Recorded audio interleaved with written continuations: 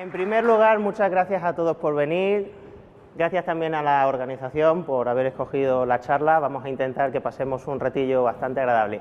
Voy a hablar de Python ayudando a salvar a las ballenas. Como comentaba, no soy biólogo, que ya me lo han preguntado, somos ingenieros químicos y venimos de la Universidad de Alicante. Os vamos a contar un poquitillo el área en la que estamos trabajando.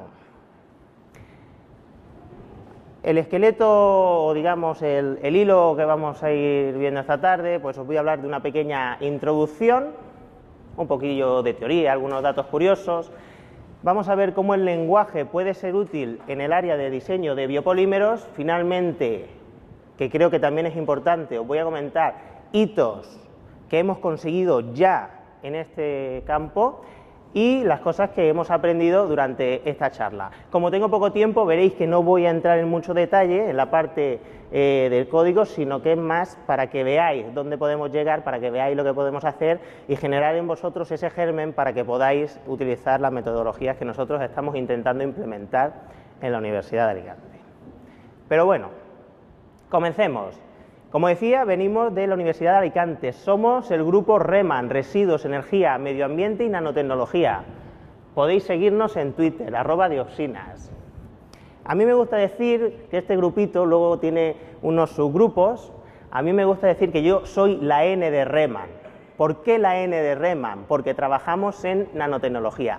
Tradicionalmente en el grupo hemos trabajado con supercondensadores, hemos trabajado en el área de surface, coating, utilizando nanotubos de carbono, óxidos de grafenos y demás, para mejorar las propiedades de diferentes resinas para sus aplicaciones, digamos, en donde tenga que ser, ¿vale? Luego podemos discutir lo que queráis. Pero llegó un punto en el que dijimos, bueno, tenemos que dar un paso más allá, tenemos que cambiarnos. Existe ahora mismo una problemática entre los plásticos y el medio ambiente. Vamos a ver unos datos curiosos. Realmente el plástico como lo conocemos, a pesar de que está instaurado en nuestra vida como algo que parece que siempre ha estado allí, es un descubrimiento bastante reciente, solo lleva entre nosotros 60, 70 años. Pero hasta 2015 se generaron aproximadamente 6.300 millones de toneladas de residuos plásticos. Esto es una barbaridad. De los residuos que son almacenados, no de los que nos podemos encontrar en el monte, de los que son almacenados, solo un 12% es incinerado y en torno al 10% es reciclado. Y al año aproximadamente unos 10 millones de toneladas se acaban en los océanos. Y cuando llegan al océano, pues nos encontramos con esto. En el mapita de aquí podéis ver 5 lugares en el globo en el que tenemos la confluencia de las corrientes de los océanos. Bueno, pues ahí perfectamente están localizadas 5 islas de basura. Se ven, tienen una extensión enorme, no me atrevo a daros el dato para no mentiros, pero se ven de esta manera. Eso no ha llegado ahí de casualidad, eso es un tenedor de plástico. Este problema está generando también tensiones políticas entre países, porque esta playa que aparece aquí está en el Mar Caribe y está entre Honduras y Guatemala, y está generando conflicto entre los dos países porque uno dice que son los hondureños los que generan esa basura, otros los guatemaltecos, y al final es un problema importante. Pero no solo es un problema geopolítico, sino que la fauna se está viendo gravemente afectada. De hecho, esta foto, en las slides aparece la referencia, ganó un premio este caballito, cuando el fotógrafo estaba haciendo la foto vino como un torbellino y se intentó agarrar a algo y se agarró pues a un bastoncillo. Es algo que es un poco dramático. Pero dices, bueno, pues un caballito, un cangrejito, no pasa nada. No, es que este problema está afectando ya a grandes mamíferos acuáticos, como son las ballenas. Hace poco se encontró en Murcia una ballena que en su estómago tenía 29 kilos de plástico. Es algo así. Es tremendo. Esto se lo encontraron también en un cachalote en Tailandia. Pero si vosotros estáis pensando, bueno, una ballena me pilla lejos, una playa, bueno, a mí me gusta el monte, no pasa nada. En nuestro grupo de investigación, mi compañera María ha publicado y ha descubierto que en todas las sales de mesa provenientes de salinas españolas hay microplásticos. No asustarse, la Organización Mundial de la Salud ya nos ha adelantado de que esto de momento no es malo para nosotros, pero sí que nos pone un poco la vista en que tenemos un problema real, que ya no solo está afectando al medio ambiente, sino que directamente nos va a afectar a nosotros en el corto plazo. Y tenemos que ponerle solución. Una solución, los biopolímeros. Los biopolímeros son plásticos provenientes de un origen natural, como puede ser una patata, extraemos el almidón y generamos al final un bioplástico, pero también macromoléculas como puede ser el ADN, el ARN y demás. Y hay empresas que utilizan este tipo de polímeros o biopolímeros biodegradables, como por ejemplo estos mexicanos que hacen popotes biodegradables. Los popotes son las pajitas de toda la vida, no sé cómo se dirá en el resto de España, pero en Alicante es la pajita o la caña. Esta empresa alemana, a partir de los residuos de la producción del café, hacen tazas completamente biodegradables también. O, por ejemplo, estos estadounidenses, ante la problemática del plástico de los six-packs famosos, hemos visto que a veces salen peces o delfines y tortugas enganchados en este tipo de envases, son peligrosísimos, pues los han sustituido por un biopolímero. Nosotros, desde hace 1 año y medio, el Ministerio de Economía y Competitividad, ahora le han cambiado el nombre, no tengo muy claro cuál es, nos ha financiado el proyecto BioTailor, en el que nos han pedido que desarrollemos composites de óxido de grafeno y almidón termoplástico a partir de fuentes vegetales para su empleo en las industrias del sector alimenticio, para sustituir completamente todos los embalajes que provienen de derivados del petróleo por este tipo de polímeros que son biodegradables. El objetivo, la reducción de la cantidad de residuos plásticos permanentes en océanos y vertederos, contribuyendo, entre otros, a salvar a las ballenas. Bueno, ¿y cómo el lenguaje puede ser útil en el área del diseño de los biopolímeros? Bueno, en primer lugar, me gustaría mostraros, lo podéis pasar, para que veáis que esto que os comento ya existe, ya lo hemos conseguido hacer, ya se hace, ¿vale? Nosotros procesamos diferentes láminas, procesamos films y los tenemos que analizar, le hacemos diferentes pruebas. Esto es lo que vais a ver que he pasado. Entre otras pruebas, le hacemos la determinación de las propiedades mecánicas. Cuando tú haces un nuevo material, cuando tú haces un polímero, te interesa saber si te va a aguantar en servicio. Si haces una bolsa, necesitas saber si va a poder aguantar el peso de un melón, por ejemplo. Nos hace falta determinar sus propiedades mecánicas. También hacemos difracción de rayos X, que no vamos a entrar mucho en la técnica, y análisis dinámico-mecánico también. ¿Dónde usamos Python? Porque hasta aquí no hemos hablado de programación ni nada por el estilo. Aquí es donde nosotros lo utilizamos, y es en el análisis de datos. De las pruebas mecánicas obtenemos un fichero como el que estáis viendo en pantalla. Realmente trabajar con esto es complicado, no se puede. Aquí entra Python, podemos utilizar pandas, por ejemplo, para importar esos datos y poder trabajar con ellos, ¿vale? Este es un ensayo de propiedades mecánicas, pues nos da la extensión del material, nos da los megapascales de esfuerzo que puede aguantar. Podemos hacer la representación típica de un ensayo de tracción, en la que vemos la tensión que aguanta el material frente a la deformación que tiene cuando lo sometes a un esfuerzo. Y también podemos extraer información, digamos, de estas curvas. Podemos saber, antes de romper, cuál es el máximo alongamiento que va a tener este material.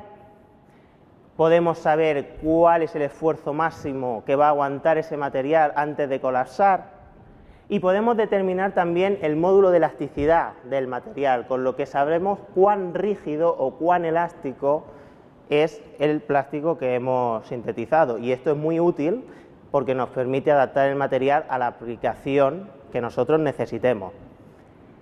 Para determinar el módulo de elasticidad, y por meter también algunos conceptos, tenemos que hacer una regresión lineal a la parte lineal, digamos, de la curva que hemos visto antes. Aquí os las he puesto un poquito más acortada.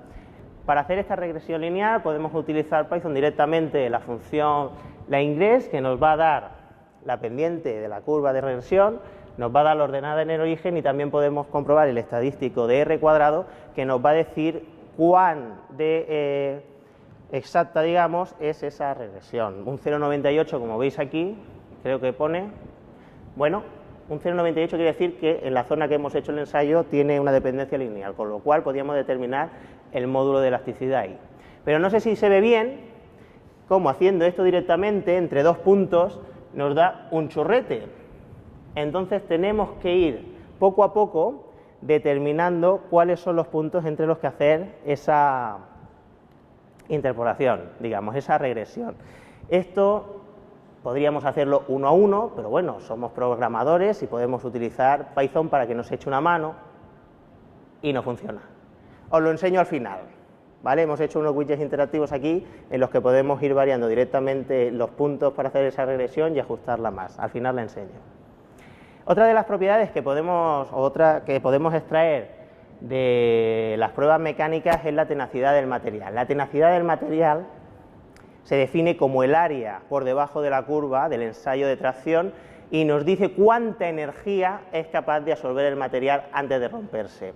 Pero bueno, nosotros tenemos un problema porque al final la ciencia a veces no es muy exacta y estamos observando que con este parámetro obtenemos mucha dispersión, con lo cual en el grupo de investigación estamos desarrollando, esto no lo estamos desarrollando, esto es lo que vamos a utilizar, una metodología y estamos modelizando un sistema para, teniendo información de tensión, de elongación y de deformación, determinar cuál es el material de los que sintetizamos más adecuado para según qué aplicación. Os estoy viendo unas caras, al final las dudas las podemos preguntar.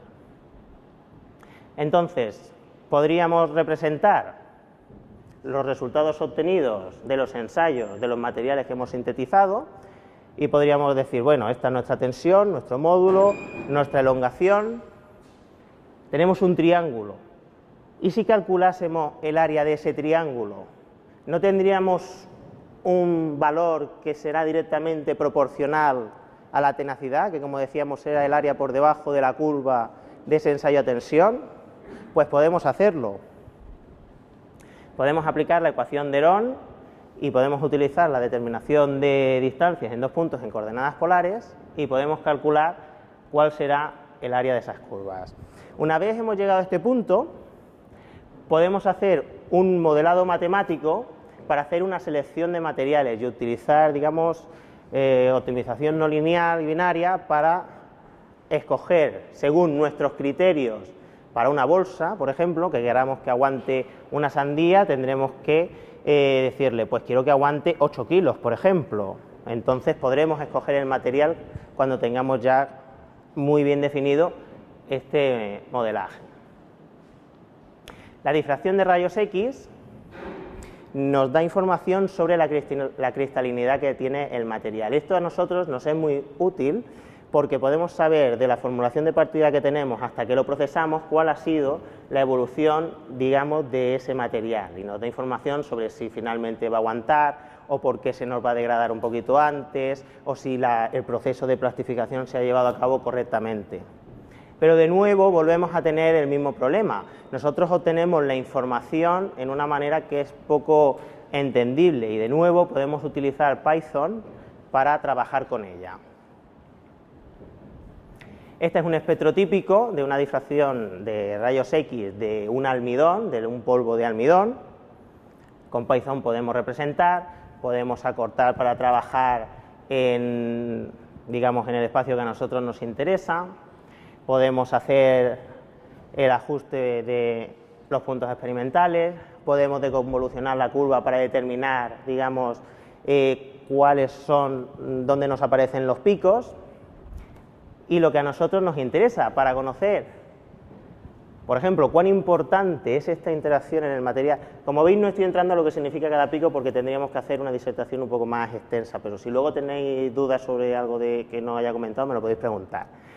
Para saber cuán importante es la intensidad de un pico, lo que tenemos que hacer es determinar tanto su altura a mitad de pico como su anchura a mitad de pico, ¿vale? Esto nos va a dar a nosotros información de cuán importante, según la intensidad que tenga, y cuán distribuido esté esa fase que está teniendo una interacción en el material. Para eso lo primero que tenemos que hacer es cada una de estas curvas deconvolucionadas tenemos que ajustarla. Lo podemos hacer de dos maneras. Podríamos ajustarla a la ecuación de una gaussiana o podemos utilizar inter P1D para hacer una interpolación, digamos, un ajuste por splines cúbicos. Lo siguiente que podemos hacer es decirle, bueno, ya tengo la función, localízame el máximo de la función, divídelo entre 2 y ya tengo la altura a mitad de pico. El siguiente paso que tenemos que hacer para calcular la anchura a mitad de pico,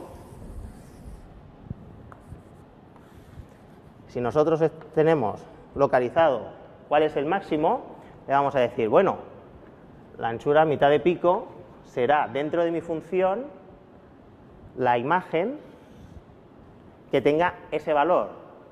Por lo tanto, si vamos a hacer una optimización, lo que tenemos que decirle es que nuestra función objetivo sea igual a esta altura. Es muy importante cuando se hace optimización no lineal, sobre todo, como es el caso que tenemos aquí, que el punto de partida esté muy bien escogido, porque si no podríamos obtener o bien que el sistema no converge o llegar a una solución que no sea la que nosotros esperamos. Nosotros hemos decidido en este caso que como punto de partida, si nosotros conocemos dónde se encuentra el máximo, le vamos a decir a Python, bueno, pues sitúate aquí y para encontrar este valor, muévete un poquito hacia la izquierda y el sistema ya va a converger. Y para encontrar este punto de aquí, muévete un poquito para la derecha y él ya va a ir a encontrar ese punto. Que eso es lo que hemos definido aquí, utilizando la función optroot a nuestra función, que es la de, bueno, ves buscándome hasta que encuentres ese valor de la altura, partiendo primero de ese punto que es el máximo, un poquito hacia la izquierda y un poquito hacia la derecha. Como veis, el sistema converge y nos da una solución. Podemos representar y comprobar cómo efectivamente hemos encontrado los puntos a mitad de altura que nos van a dar la anchura y podemos determinarla. Podemos recuperar toda la información que hemos obtenido de alturas, de la posición del pico y demás para llevarla donde queramos. Podemos hacer un dataset.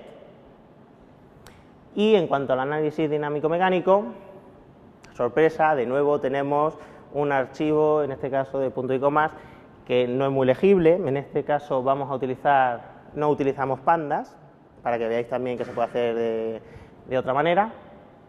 Como tenemos dos columnas, podemos almacenar la información en ordenadas y abscisas y podemos representar directamente. ¿Qué vamos a hacer o qué es lo que nosotros hacemos con este tipo de análisis? Esto ya nos da información directamente, no hace falta que hagamos ningún cálculo adicional, pero como estáis viendo, tenemos ruido en la señal, porque esta técnica se ve muy afectada por el tipo de material, de la manera en que lo montas en el equipo, incluso de la historia térmica que tenga, es decir, cómo ha sido el enfriamiento y el calentamiento.